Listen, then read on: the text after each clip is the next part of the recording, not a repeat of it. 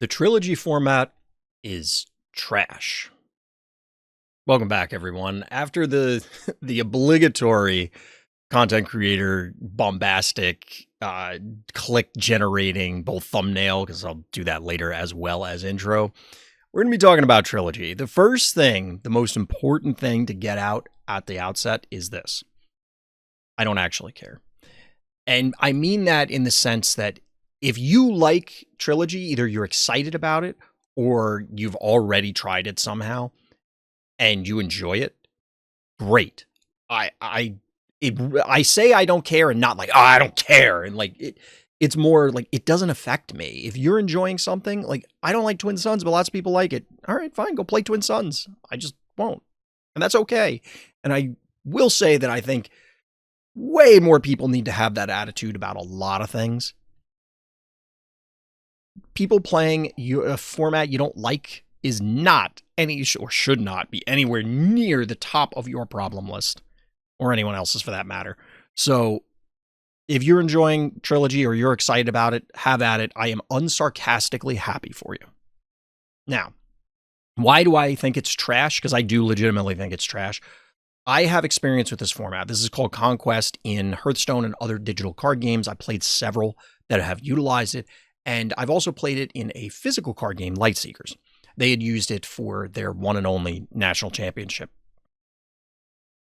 And there's a few problems with it that I think are inherent. And as I've learned, talking to people at locals about it after the announcement, talking to people online about it, they actually are selling points. So I'm going to lay them out there, and then you can decide for yourself whether you like it, whether I'm selling you on it, or I've converted you and now you dislike it.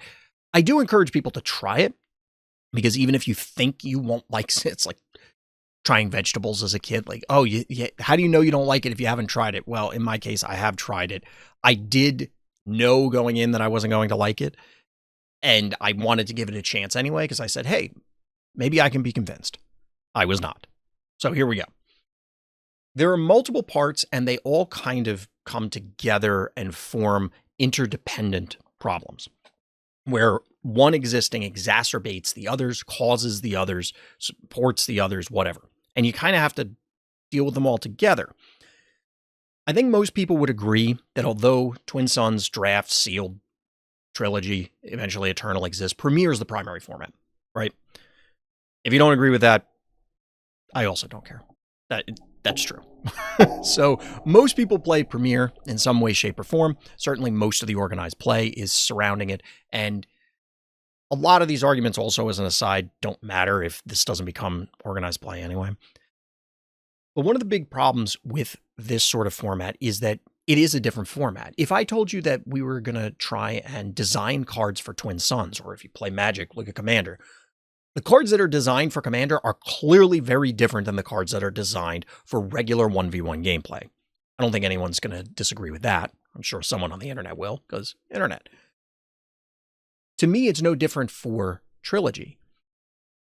You're not necessarily just playing 3 1v1s.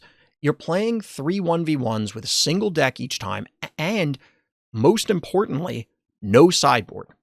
This will come up pretty soon.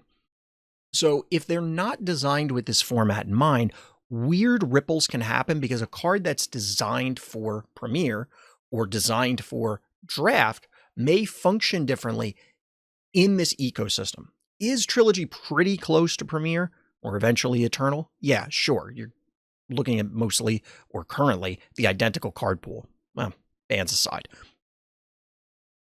But the problem is that as time goes on, and since this is intended per the announcement to be an Eternal format, that's not always going to be true. And testing for Eternal formats, let's just be blunt, most card games don't bother, because it's a lot of effort for very, very little return. I would love for Eternal formats to be more popular, more interest from first parties, but that's just not how the economy works. That's a whole other discussion. So why does it matter that they're not designed for this format? Why can't we just figure it out? Well, we can. You could end up banning things or curating the format as necessary, but that's additional overhead and other problems that can be brought up. We had people months, like somebody this year, almost on the cusp of set 4, bring Boba 1 to one of our locals. because they just had no clue that it was banned. The fact of the matter is that you're going to have these sort of scenarios, and the more complications you layer on are. Now, I'm the first to say that bans are the best option compared to erratas or other things. However, that doesn't change the fact that it's not perfect and that there are going to be wrinkles.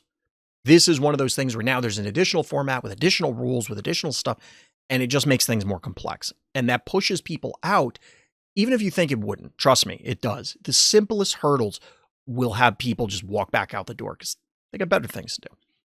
Now, one of the other things that kind of segues into the other points is that you end up with very linear decks, in my experience. This is always a function of the card pool, and that ties back to designing for this format. At the end of the day, the answer to all of the problem, or most of the problems, is design better cards. But they're human, the design team. They've obviously made mistakes before, or we wouldn't have mentioned bans at all. And now we're making their life more complicated with multiple formats to potentially curate. A linear deck or linear strategy is one that is so all in on a particular game plan that it cannot pivot, nor would it ever want to, because the only way to stop a linear strategy, at the extreme ends we're talking about, is to run particular silver bullet cards in your deck that if you have access to them and you play them, the linear deck can't win. And conversely, if you don't have them, you can't win.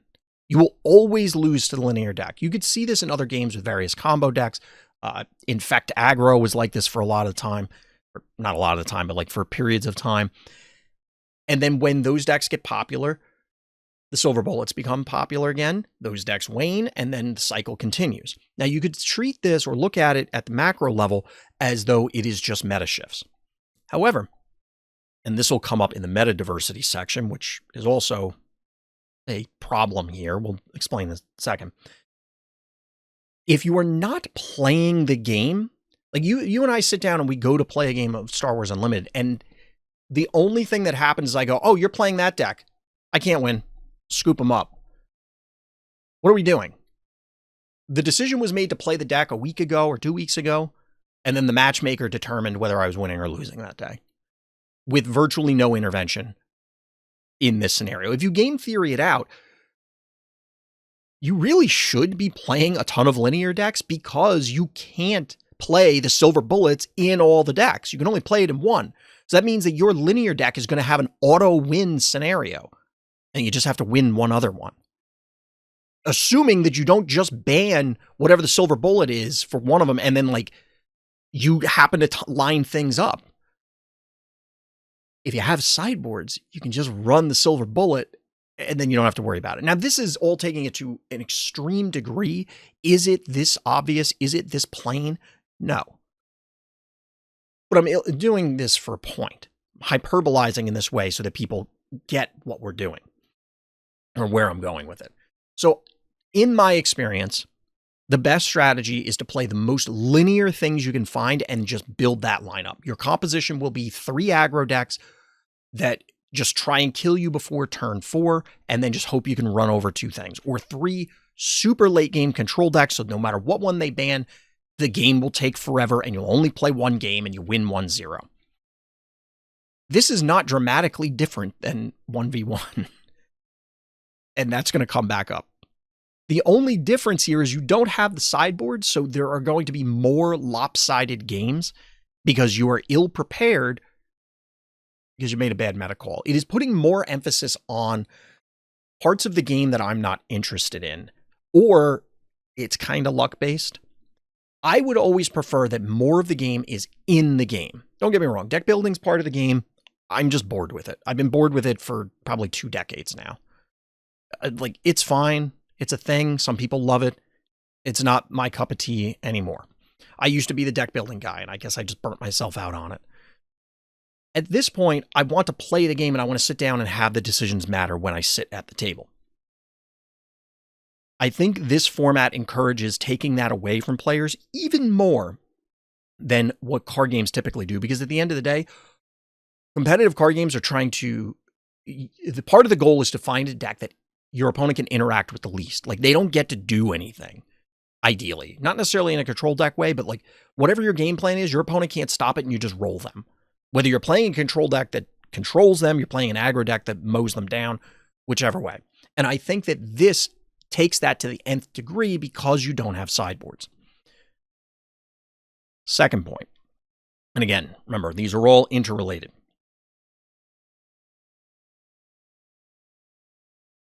I mentioned the meta earlier.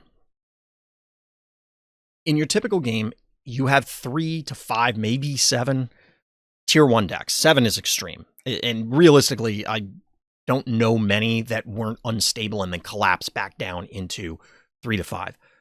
Because that's just the way the cards work. Eternal formats can often support maybe more, but again, they're not really supported, so people don't test them as much or as is experienced, so the data is different.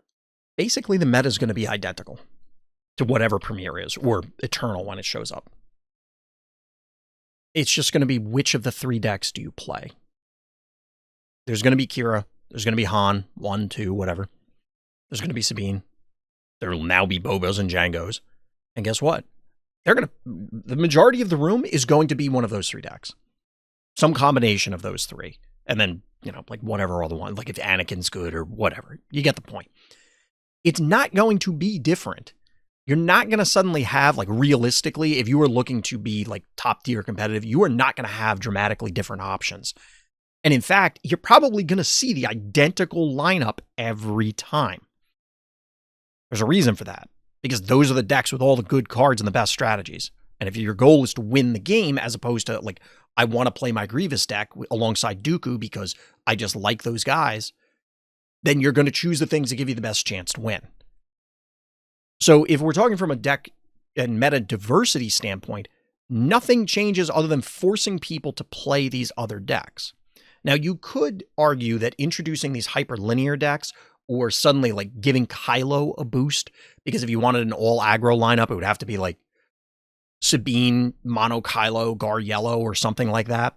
It's the first things off the top of my head. I don't know that that's better than what we have in Premier. I certainly don't think it's better from a gameplay perspective, because if you utilize the hyperlinear plan, either you have 3 linear combo decks, 2 linear combo decks, and a hyper aggro deck, or 3 aggro decks, or 3 super late game control decks, or whatever the theme for your team is, how is that dramatically different?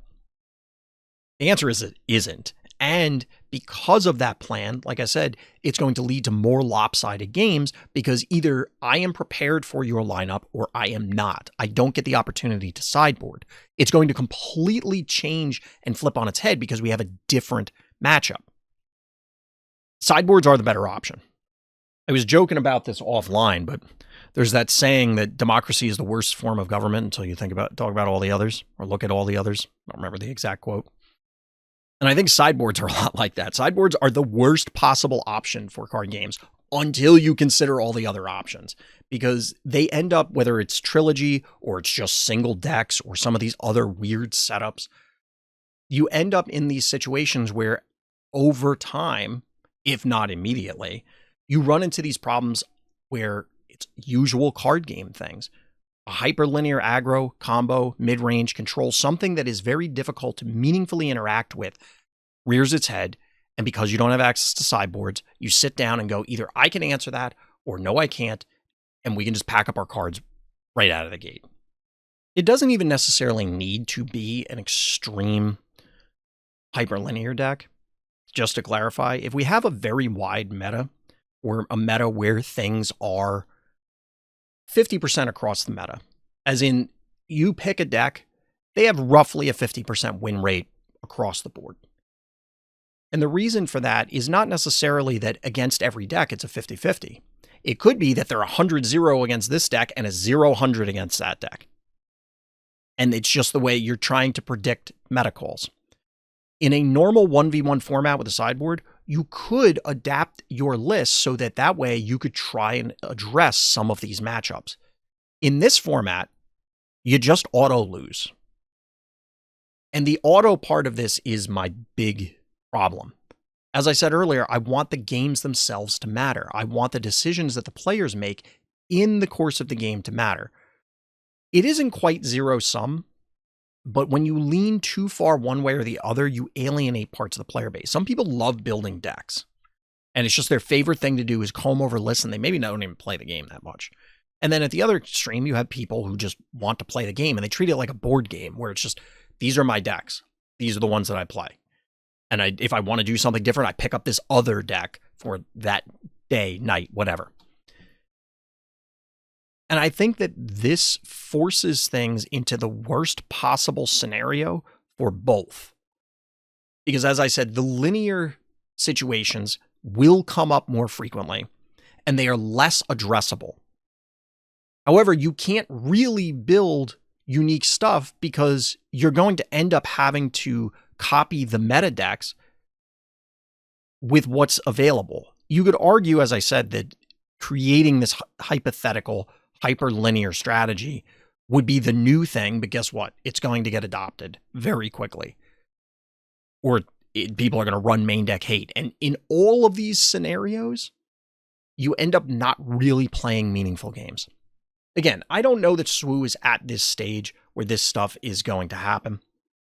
Is it possible that they're going to push this as an official format?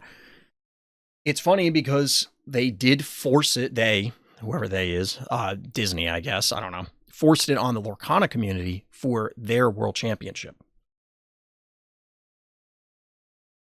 Disney also owns Star Wars rights. This will, and this is a point that I didn't bring up before, this forces people to build many decks. You don't have a choice because you need minimum 3, whereas before you needed minimum 1. I think it stands to reason that they're going to sell more cards as a result of this. Is this going to happen? I have no idea. It's possible. I could see them trying it, and then if people lose their minds over, like, oh, I wanted to go to this sector, I wanted to go to this regional, I wanted to go to this PQ. Like, God help us if they make it PQs. At a sector or regional, it would certainly be disappointing, like, oh, well, this one's near me, I can go, and then the format is this. Especially if you're strapped for cash. That would suck. It would be super unfortunate if like a whole season of PQs was that, and it's like, well, I have to sit out this whole season sort of thing. And multiple events because I just can't, like I would not be able to build a deck or multiple decks, whatever. There's a lot of things that I do not like about Trilogy. These are the main ones. But like I said, if people enjoy it, they enjoy it. It's perfectly fine. Go out and have fun. I'm just not going to play it unless I'm forced to. But that's going to do it for me. Let me know what your thoughts are down in the comments. You can find me. I will be doing, let's just say, a not family-friendly response to the Galactic Championship prizes, pending whatever the official announcement is after the stream. I want to see it in writing. I want to see what the other details are. If they take too long publishing that, then maybe I'll just do a reaction and try and caveat things. I was not happy about it, and I think well, I'll save it for that video. It's going to be a long tirade. But that's going to do it for this time. So as always, everybody, thank you for listening. Thank you for watching, and tune in next time for more Random's Thoughts.